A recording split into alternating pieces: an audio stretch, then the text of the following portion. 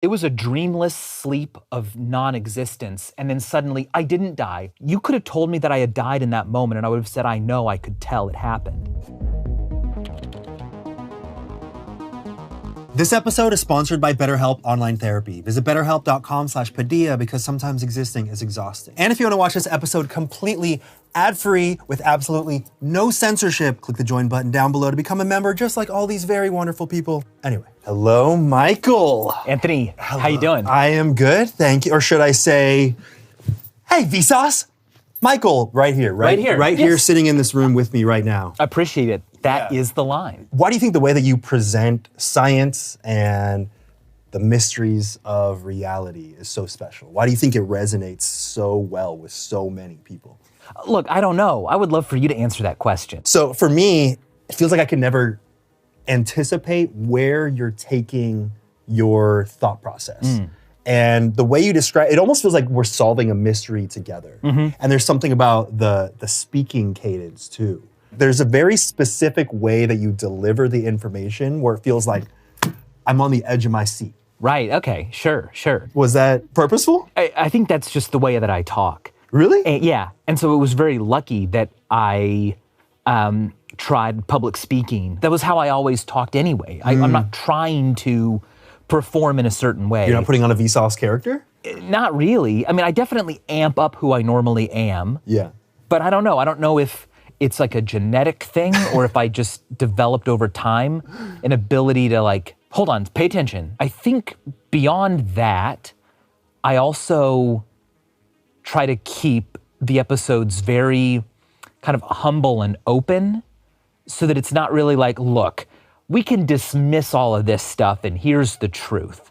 It's more like we don't know anything. And there's something awesome about feeling weak and small. While watching it, and even by the time I get to the end, I realize that there's so much more to learn and be curious about. Yeah, me too. I remember people asked me 12 years ago, man, when are you gonna run out of topics? Yeah. And I was like, I don't think I will. Right? And no one asks me that anymore. I almost feel like the entire culture has realized we're never gonna run out of questions. Yeah, I mean, you showed up today with notebooks of different topics that you want to cover, that you've been wanting to cover for months, years, and you just haven't been able to get down to it? Well, these are just the most recent 4 journals that I've written in, and I've been dancing around a certain topic. Is this the same topic in all of these? No, not at all. It's like a combination. I'm not sure how many videos are in there. It could be 3 or it could be 8. Can we get a close up on this? This is just this. Let me make sure nothing's too private. I think this is about the definition of an odd number. I think I made a Ding episode about this. And this all just comes from you being curious about something, or you, like, how do you decide what the things are? I guess what I would say, those journals are full of me trying to teach something. It's me trying to explain, both to myself and others, the answer to some question. So you become curious yourself and you do the research because you want to know. Yeah, so I'll think something like, okay, what I'm currently dancing around is this question of what is the impact of our lives being more and more disembodied? You know, Right. If I'm tweeting or making TikToks, I'm not existing as this physical body in front of an audience. I'm making a thing that's like almost permanent. That my tweets will be there verbatim for as long as Twitter continues to serve them up. Whereas if I just see you on the street and I say something to you, it evaporates away. That's just one little part of the 30 things I've been looking at and writing about for years. And I keep going, well, this video isn't ready yet. But selfies were a part of this topic. Yeah. So I took the selfie concept, I just made that its own video. Right. And I'm like, why is a photograph so different than like a self-portrait? It was easy to take a selfie for a long time, but there wasn't like a demand for it. You know, you could take a Polaroid camera and hold it out like this and take a picture, and many people did. But they didn't put a mirror on a Polaroid camera so that I could see that I was framed until like the last decade. Did people used to look older was part of it. Yeah. And I made that its own video. So I just keep shedding little videos off of this. But I think that if people gave me 5 years, I could turn this into a big documentary. And the kind of concept that's there is, are we attached to our past selves in a way that makes them always feel present? Yeah, questions like that. The past is completely gone. Right. By definition. I mean, even if I could time travel back to, say, 1950, I wouldn't know what it was like to be in 1950 because my brain is from 2023. That also raises a question that I've had for a while. Because we always have this reference material for what our past was like. We have the old photos that we can always look back to. Does that give us some kind of weird anchoring to our past that we can't escape? Basically, I would say yes. It's pretty mind-boggling to think that we've always had pools of water, okay? But you cannot see what you look like with your eyes closed in a reflection. Mirrors are weird. It's like a piece of art that you can't take anywhere. It's temporary. When I move away from it, it's gone. I can't say, oh, that's a good one. I'm gonna send this to my mom. But then painting comes along. Not accessible to everyone. Not everyone's getting their portrait painted. Yeah. Photography changes the game. Now I know what I look like from the outside. I know what I look like with my eyes closed. Even when I FaceTime someone, part of the screen is me. I can watch myself talking to other people. I'm not a performer anymore. I'm a spec-former. I'm a spectator and a performer. And you're almost performing for the idea of what you think you'll be seen as from the outside. And people have always done that. Yeah. But the tools to do it now are incredibly stronger in degree. I want to do a lot of stuff about perception and color illusions, but then I also want to talk a lot about cultivation theory. What's cultivation theory? That's the idea that we gain our idea of what's real and what's normal from the media. Okay? I mean, yeah. So obviously, this isn't some kind of like crazy theory, but the specific research on its effects are really fascinating. For example, the percentage of Americans that someone thinks work as police officers and doctors correlates almost exactly with how much TV they watch. The more TV they watch, the more police officers they think there are in the country because they're overrepresented in media. I think that a lot of like outlandish conspiracy theories aren't necessarily caused by like, whoa, you've been watching too many movies where conspiracy theories happen. It's like, no, you've just been watching a lot of movies. The medium is the message, Anthony. Just watching a movie means that you're watching a reality with an author. Everything was done as a choice because that's what authors get to do. And then when you look at the real world and it's not directed and dramaturged and produced the way a movie would be made, you get suspicious. This can't be real. All those children aren't wearing coats, but it was 12 degrees that morning. What's going on? The answer is kids don't always wear coats. Right. But in a movie, they wouldn't have made that mistake because it would have been distracting. Right. It would have looked like a mistake. And we've become so accustomed to movies telling us what's real that we look at reality and something's wrong. People will believe the impossible, but they will not accept the improbable. I can write a story about people who fly. Perfect. Yeah. But if two people just happen to bump into each other at the exact right time to push the story forward, that's lazy. Right, because that seems like a coincidence. It's a coincidence. The author could have chosen to do this better. But like a person turning into a dragon, cool, I'll buy it. Right. I can suspend my disbelief, but I will not suspend my disbelief in that weird like coincidence that the day of the tragedy, the police happen to have new people on the phones. Come on. Have you always been such an inquisitive person? Probably. Yeah? When you were younger, were you always like, I gotta learn about that, I gotta learn about that? Or is this something that developed to the degree? It's not just learning, it's sharing insights. When I understand something, I'm happy, but I want to tell other people. So look at how lucky am I? That's my job. I can say, oh, I understand that theorem now. Now I get to share it with others and hopefully help speed them along that process of understanding it. And from the outside, I assume that you had a team of researchers, of writers. It just seems like it's so polished, what you do, that it's been interpreted by dozens of people before it's ended up on the screen. I mean, it has, but they don't know it. They wrote books about it. They gave lectures about it. And then I watched and synthesized. But I do the research all by myself, and I write the scripts, and then I film them all alone in a room, and then I edit them myself. You said that some of the classes that you took in high school actually helped get you on track for this? Oh, definitely. Yeah, I think I was so lucky to have a really good forensics extracurricular program in high school. I don't know if everyone knows what forensics is. Yeah, that was definitely not offered at my high school. I got wood shop. Forensics in high school was competitive public speaking. Every weekend I would go to a different high school and I would perform my speech. You'd go to other high schools? Yeah, In because front of kids you don't know? in front of the parents of children I don't know. That is the parents horrifying. were the judges. Doing some sort of public speaking competitively a lot when you're younger helps so much. I avoided it like the plague. Anthony, we can tell. Look at how you turned out. Oh, I know. I'm years behind. But you've got the like other an kids. instinct for performance. You started on YouTube way before me. You were part of the wave of like people that made me realize this is the new thing. Really? Smosh? So different from what you do. Is it? Look at my older videos. Vsauce started with Mario farts. Okay? And you doing a horrible Italian accent. Hey, it's a me, Mario. Let's eat a mushroom. Delicious, delicious. Horrible, fantastic, Horribly tomato, fantastic. Can you talk about the evolution of the style of your videos? Because they used to be a lot shorter. They used to be a little bit more sillier as the moon made of cheese. And then you've slowly but surely evolved your content to feel more like feature-length documentaries in a sense. I wanted to be taken more seriously. I made a video about how, nothing really touches.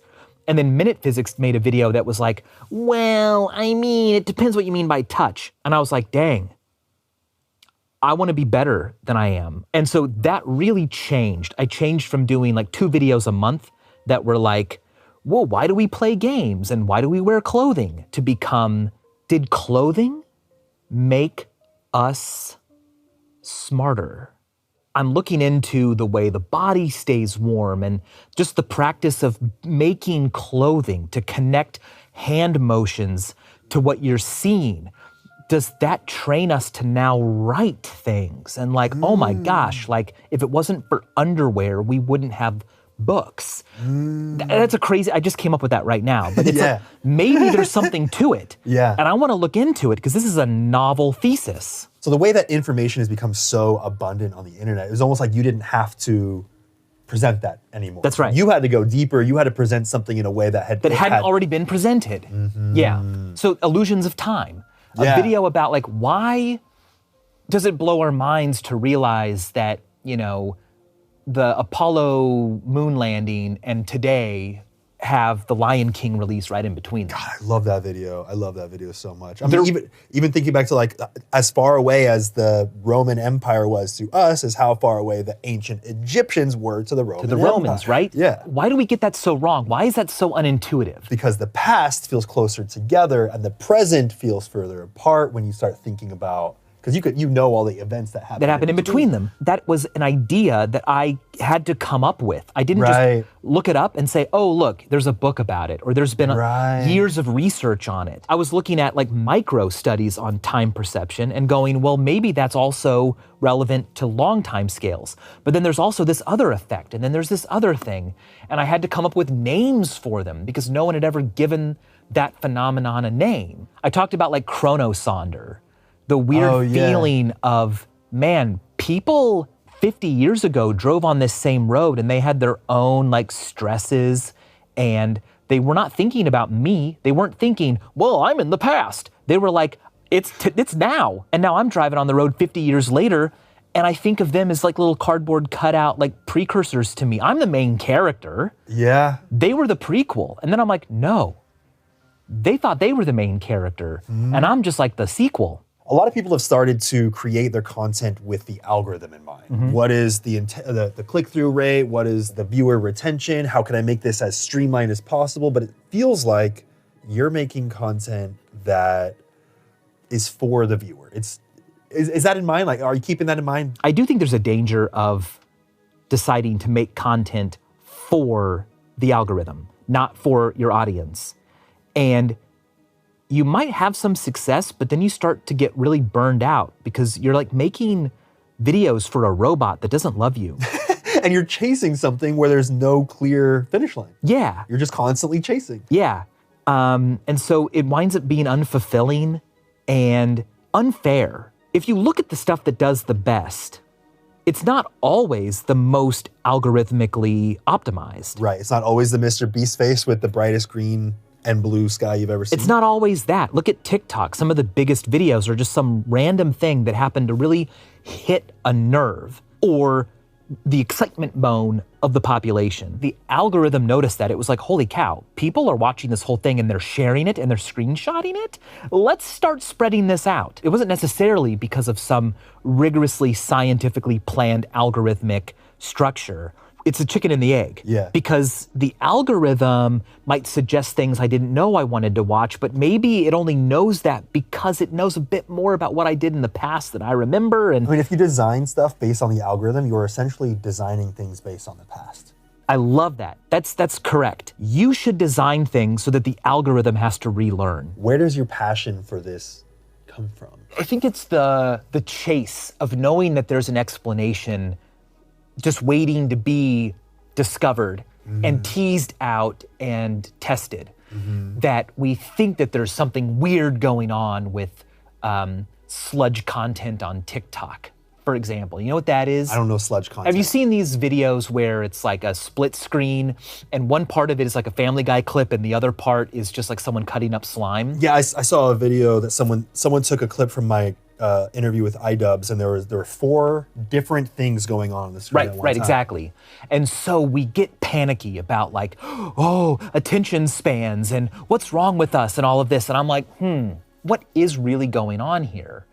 And I haven't given this a lot of thought, but I'm like, before TikTok, before the internet, people would like talk to each other, but like watch the birds at the same time. Wait, people had short attention spans in the past? People would divide their attention. They would talk on the phone and they would also watch the cars driving by on their street. That's sludge content pre-internet. That's true. Just because I want to listen to the Family Guy clip doesn't mean I can't also be like looking at someone cut slime. People say that attention spans are becoming shorter and shorter, that it's going to basically be the downfall of humanity. We've always felt that way, and I don't believe it. I think that these internet fears are what I call phoneo. Faux-neo, fake new. It's not really a new problem. It's just human behavior doing what it's always done for tens of thousands of years, but with like a new costume on. And the older generation is always going to say what the newer generation is doing is going to be the downfall of humanity. Because that evolutionarily makes sense. They need to worry about the youth, and they would cling to what worked for them because it worked for them. If you lived long enough to reproduce, then sharing that culture with those that come after, it's a smart bet. This is tried and true. I've done it. I've survived. I've gotten to the point where I'm at now. It has to be this way. Yeah.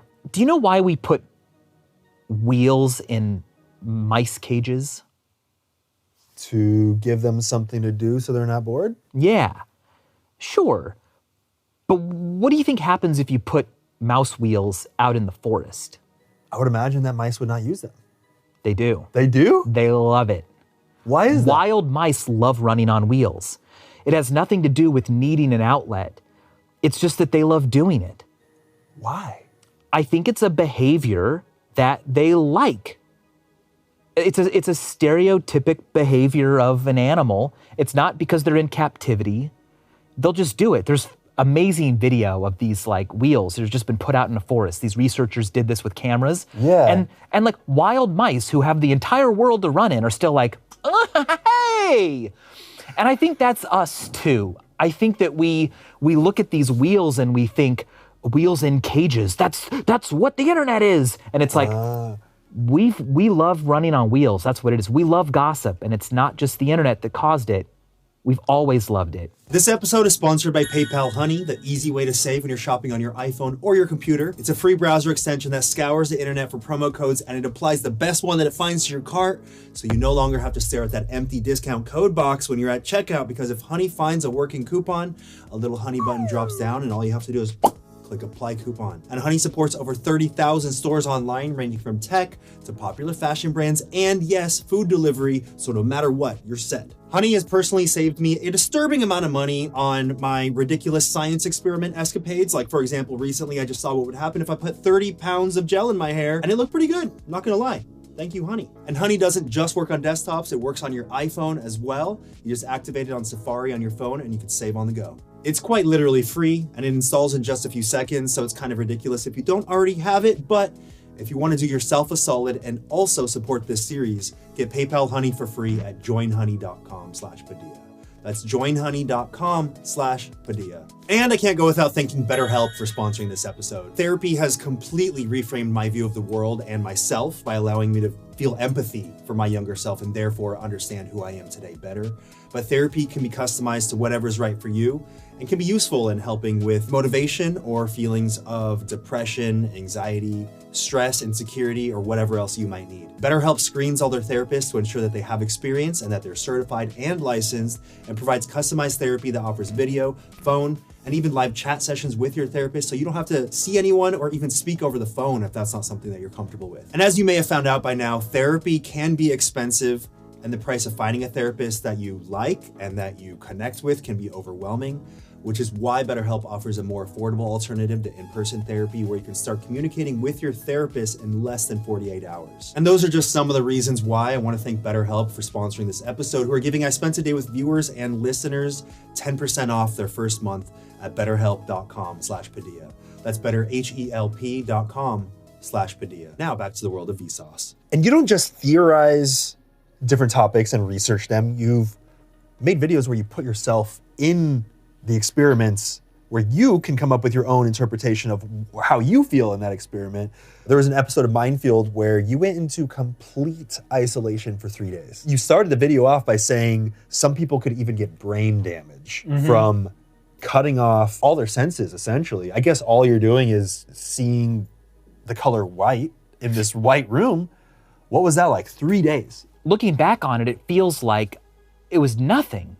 Like I feel like I barely spent any time in there. Yeah, so you're like, your memories of it feels like it's a very small sliver? Because nothing happened.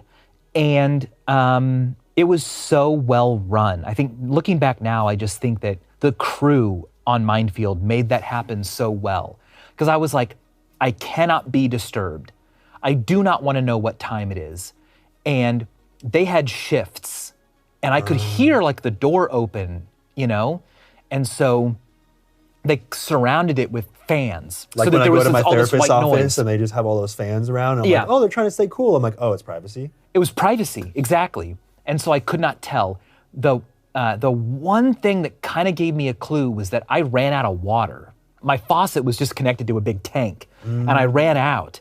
And I was like, I don't know how much time I have left. Do I need more water? And like I went to bed, and when I woke up, it worked again. And I'm like, okay, There's a lot more time here. There's someone around. So it's probably not like 3 a.m. Well, because the 3 a.m. person might not be on the props team who knows how to connect the water. But see, that's all there was to think about. Every moment felt the same as the last one. So there was no sense of time passing. Right. I only lived in the present. I think I said at one point that it felt like maybe how a bug experiences reality.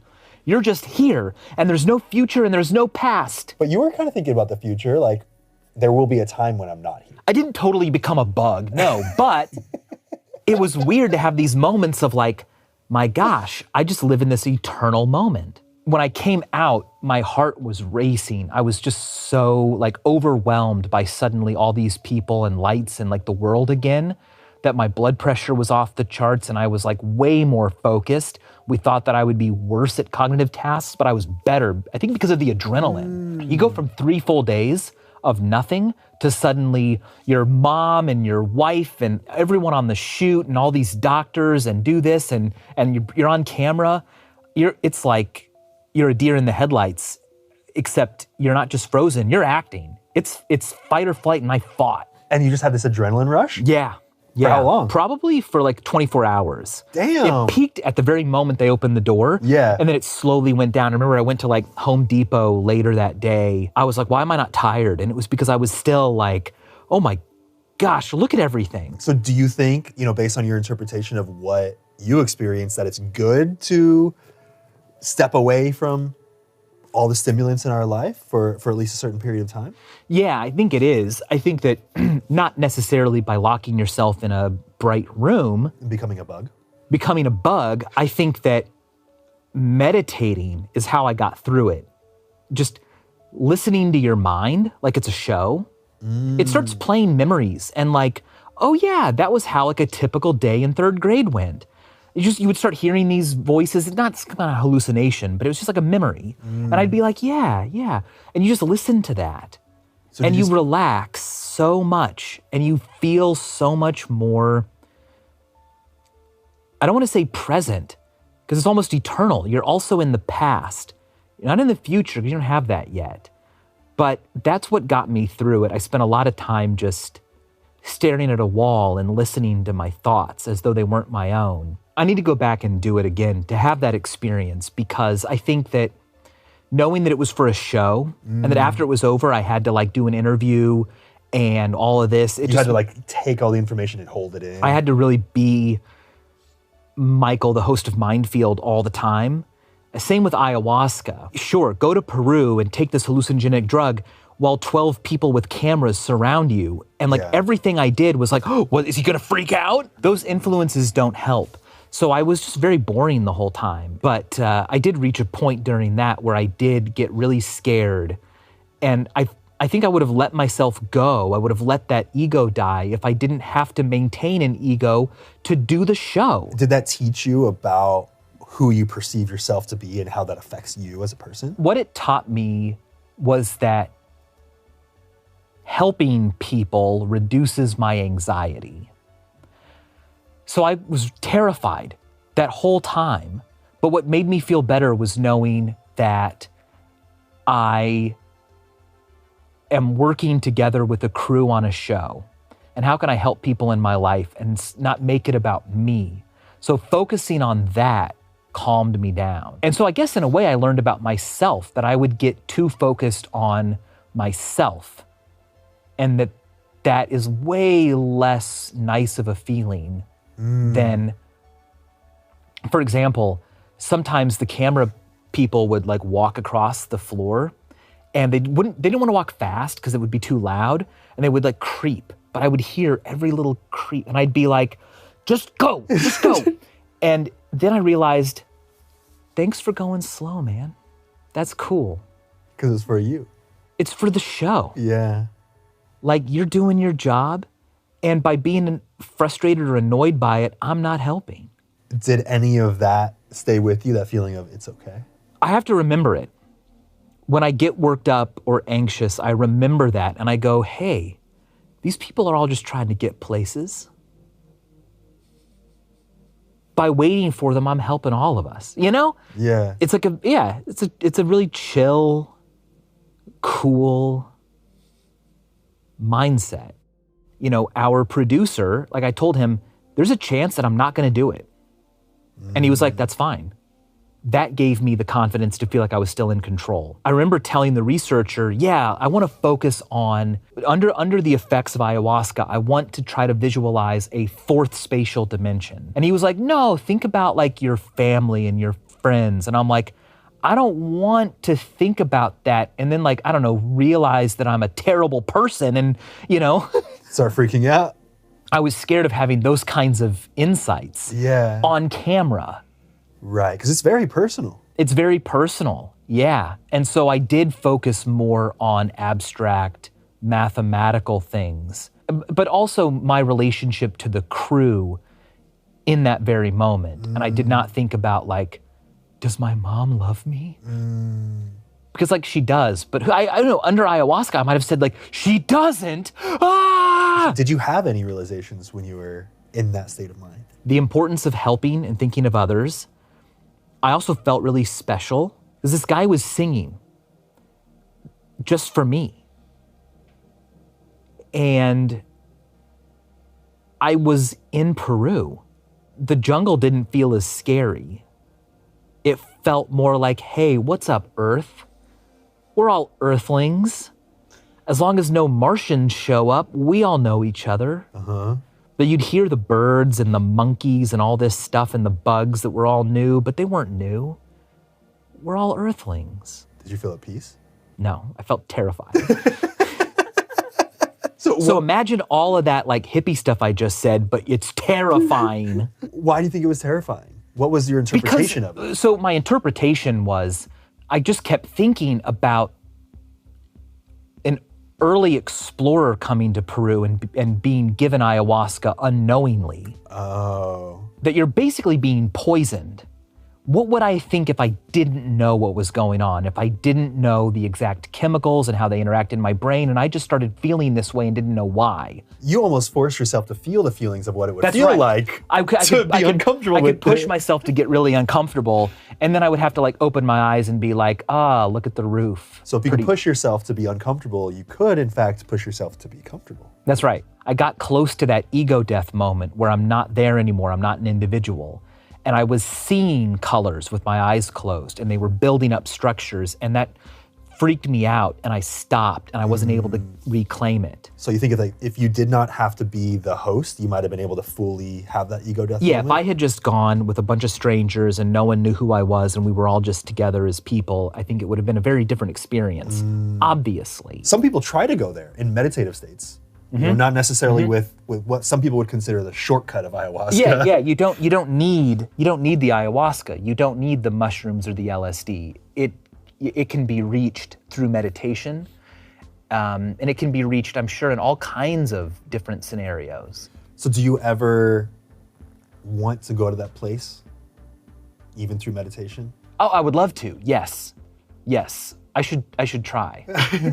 Is there a fear, though, of what that means when you find that state of ego death where you detach from all the things that make Michael? Not anymore. I know that it's going to be scary, but I want to be there knowing that I can come back. I'm not ready to leave. I'm not ready to be a cosmic being. I just want to be a little, meatball man. A little mouse on a wheel? Yes, that sounds awesome. You want to stay there where you know what you're supposed to do. But you know what? Neither of these are the scariest experience I ever had on Mindfield. What is the scariest? The scariest was in the episode about truth serums. I went into this doctor's office and they pumped me full of midazolam. What is that? Well, it's an anesthetic medicine. It makes you unconscious, and they just gave me little bits at a time. You kind of feel drunk. Oh. So they had an interrogator come in, and my job was to not admit that I am the host of Mindfield or vsauce, I think, right? Okay. I had to hide that.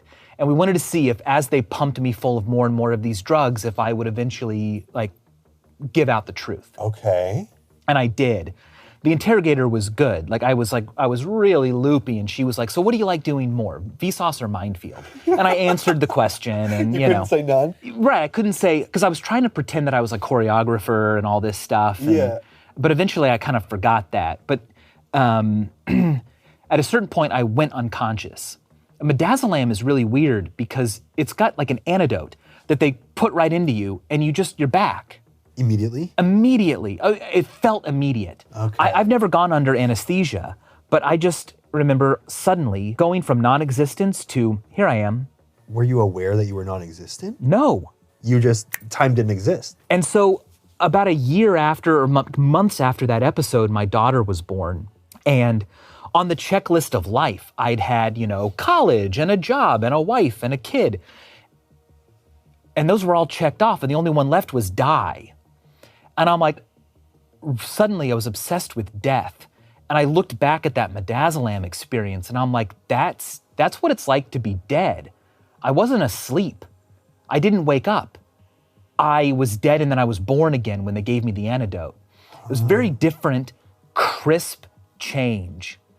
It wasn't like that was restful. It was a dreamless sleep of non-existence. And then suddenly I didn't die. I could have been dead. You could have told me that I had died in that moment, and I would have said, I know, I could tell it happened. And how could you tell you're dead if you're not conscious in the dead state? Anthony, I don't know. All I'm saying is that as I started to look at the inevitability of death, it wasn't abstract anymore. It was something I'd felt, and it was so much more terrifying. Has your life ever been the same since knowing what death feels like? No, I don't think so. I think it's really changed how I feel about my life and its place in the universe and in time and in history and its brevity and its fragility. Are there different choices that you make because of that? Interestingly, paradoxically, I think I'm less scared of it. I think I'm more accepting of like, cool, I'm not going to be here forever. You're welcome. Like it's someone else's turn later. So in that sense, do you think that you are living more so from a place of abundance? Like everything else is extra. I'm already living. This is all. I don't know. I often will, see like a billboard about, let's say, I don't know, Ryan Reynolds. And I'm like, we're alive at the same time. What are the chances? What a cool thing. That's true. Dick Van Dyke is still alive. I was part of the world and human society alongside Dick Van Dyke and John Waters and all, like Dolly Parton, This is a unique experience. There will be people who would love to time travel back to this moment right now, but I'm getting to be here. Do you have any plans to sell vsauce? I feel like you have so much passion behind it. It would be pretty wild, but. I mean, look, like on the one hand, you can imagine a fantasy scenario where some buyer is like, we want to buy it and all the IP and all the episodes. And I go, cool, like I'll take all that money and then I'll just walk away and I'll work on some new thing. Maybe I have to stay off the internet for 3 years, but I can make documentaries and movies and short form content. Sure. Problem is, I don't know if vsauce is like worth that much money because I don't run it like it's a profitable thing. I'm not like pumping it full of brand deals and creating a pipeline of content that's so strong that it's like, wow, look at the annual revenue. Multiply that by 5 and you're worth a bunch. It's more like people like what you do and it's cool, but like, how are my investors gonna make that into money? I haven't proven that that's what I do. Well, kind of with your curiosity box. The curiosity box is a thing that is much more like a traditional business. We've got revenue and guess what? We did sell that. We merged with Mel Science. So now I'm the chief inspiration officer at Mel Science. I brought you actually a gift. This is a Curiosity Box item. Wait, can you explain what Curiosity Box is first? Yeah, it's a subscription box of science toys that come right to your door. I grew up with a dad who was a chemist. He was a professional scientist and he loved gyroscopes and microscopes and all that kind of stuff. So I was surrounded by it my whole life. But not everyone had 5 gyroscopes as a kid, but they could, but they can. So that's what the Curiosity Box fulfills for me is this like, have you not seen this? You're gonna love it. So for example, this is coming out in the summer, our Denary dice set. This is a dice set that I designed along with our team that gives you 10 dice. Okay. And there's one for every number of decisions from 1 to 10. So this is a D1. Okay. This is a dice that only has 1 number on it. This is the worst die in the world, right? Yeah, if you only have 1 decision to make and you can't make up your mind, roll that one. All right. What am I gonna get? Let me rephrase. If you only have 1 choice, and you can't make up your mind, roll that dice. All right. Should I release this episode? Okay. One means yes. 1 means yes. Let's see what you get. 1. Hey, you're gonna release it. All right.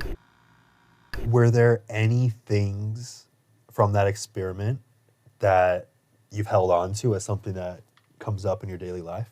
I think I'm just glad that I'm not on ayahuasca all the time. I'm so relieved that it was over because it was, there was a lot of pressure. Like I had to do it. Like why else did this whole crew come out? No one has ever said, the best way to do ayahuasca is to have it all filmed and to do it alone. And have an EEG done of you and a survey about your emotional state halfway through. Right. That's how the indigenous people of Peru do it.